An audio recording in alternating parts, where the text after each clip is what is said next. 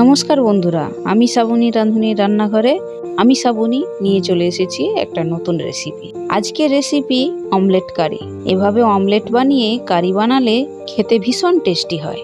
সেদ্ধ ডিম দিয়ে তো আমরা কারি বানিয়েই থাকি, তাই আজ অমলেট দিয়ে কারি বানাবো। কারি বানানোর জন্য প্রথমেই নিয়ে নেব কিছু আলু।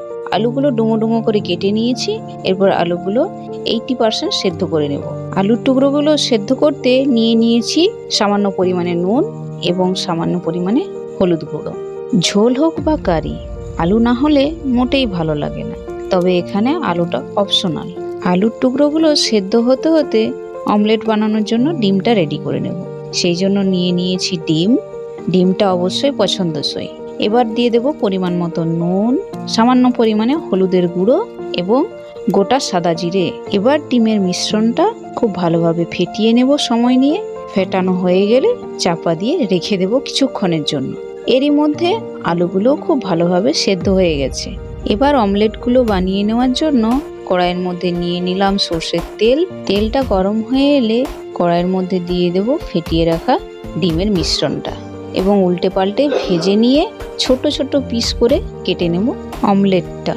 যে মিশ্রণটা এখানে বানানো হয়েছিল সেটা দুইবার ধরে অমলেট বানিয়ে পিস পিস করে কেটে নেওয়া হয়েছে, কারণ এখানে পাতলা করে অমলেটটা বানানো হয়েছে, খুব বেশি পুরু না। পাতলা করে অমলেটটা বানালে খেতে বেশি টেস্টি হয়। একইভাবে আবারও অমলেট বানিয়ে নিয়েছি। এবার কড়াইয়ের মধ্যে দিয়ে দেব সর্ষের তেল। তেলটা গরম হয়ে এলে শুকনো লঙ্কা ও 5 ফোড়নের ফোড়ন দিয়ে দেব।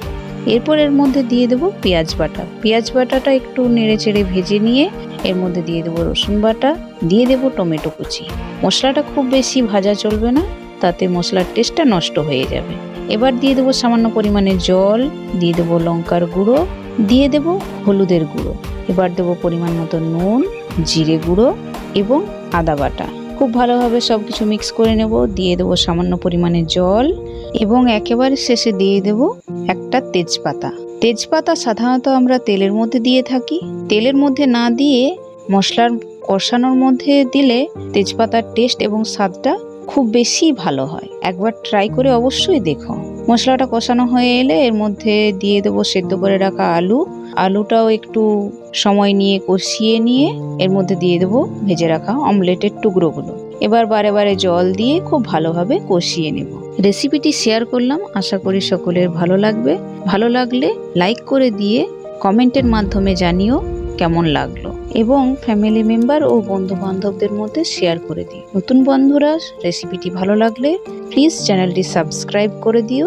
যে বন্ধুরা ফেসবুক থেকে দেখছো, রেসিপিটি ভালো লাগলে লাইক করে দিয়ে পেজটি ফলো করে দিও।